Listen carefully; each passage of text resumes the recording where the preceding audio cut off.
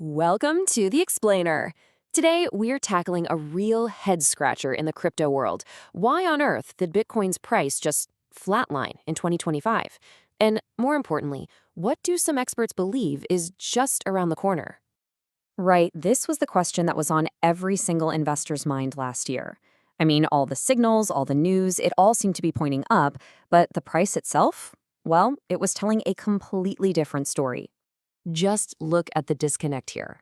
You had the long-awaited approval of ETFs, the funds that finally made it super easy for mainstream investors to get in on the action.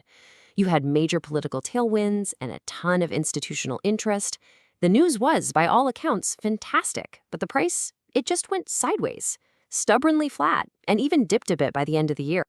And this was that moment, that little realization that so many people had individually. That moment where you just kind of sit back and go, huh.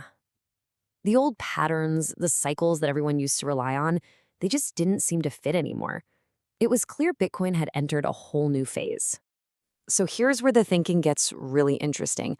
What if I told you that all this boredom wasn't actually a sign of failure? According to the analysis we're diving into, it's the exact opposite. It's a sign that Bitcoin is, well, winning. The core of this argument is that Bitcoin has basically grown up. It's graduated from being this fringe, rebellious asset into something that's so established, so entrenched, that the constant public attacks and the nonstop criticism, they've just started to fade away. And this quote from an expert, man, it just nails the shift perfectly. It explains why you're not seeing big, popular figures publicly trash-talking Bitcoin anymore. It's just not an easy target these days. The social and political cost of attacking it is just too high. And check this out. The website that's been tracking Bitcoin obituaries for years, it recorded exactly 0 in 2025. Not one. Nada. I mean, that is an incredible change from just a few years ago when headlines declaring Bitcoin's doom were practically a weekly event. Now, to really understand why 2025 was so quiet, we've got to look back at the major existential threats it's already faced. Think of them like the big boss fights in a video game that Bitcoin has already beaten. So, early on, the big attack was that it was all just a Ponzi scheme. Okay, once that debate kind of settled, the whole fight shifted to its energy use, right? The energy hog argument. And then for years after that, the ultimate threat, the final boss in a lot of people's minds, was the fear of a massive government ban. And this right here is where the story completely flips on its head. In what is just an incredible turn of events, that biggest fear of a state-level attack hasn't just gone away, it's actually reversed. With moves like the US government formalizing a strategic Bitcoin reserve, that headwind is now a tailwind. So, let's connect the dots. What does all this mean for the future? While all this quiet consolidation, all this boredom that we saw in 2025 is now being seen by some as the setup, the calm before a pretty dramatic storm. You see, experts are predicting a really powerful price move in 2026 that's going to feel almost like it came out of nowhere. And why? Because it won't be tied to some big news event.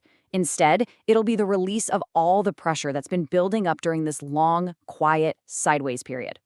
This big predicted move is also expected to be the final nail in the coffin for a very old, very popular theory about how Bitcoin behaves, the 4-year cycle.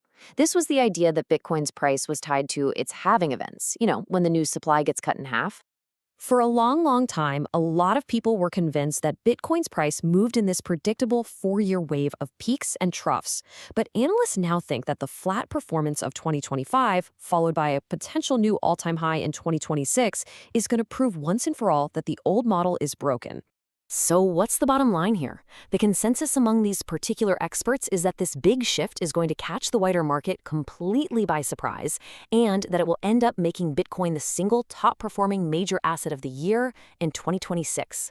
Okay, but after defeating all of its old enemies, does that mean it's game over, credits roll? Well, not necessarily. With one set of challenges out of the way, a new, and maybe even more complex set of bosses could be waiting just over the horizon. Yeah, the next battles might be less about pure survival and more about society and technology. We're talking about things like a social backlash fueled by wealth inequality, new debates over privacy and centralization, or even that distant but super powerful threat of quantum computing eventually being able to crack its code. So the big thing to take away from all this is that Bitcoin's so-called boring year wasn't a sign of weakness at all. It was a sign of its victory over old threats. But as it steps into this new, more mature phase, the ultimate question is still out there. Is the game already won, or is the real final boss only now stepping onto the stage?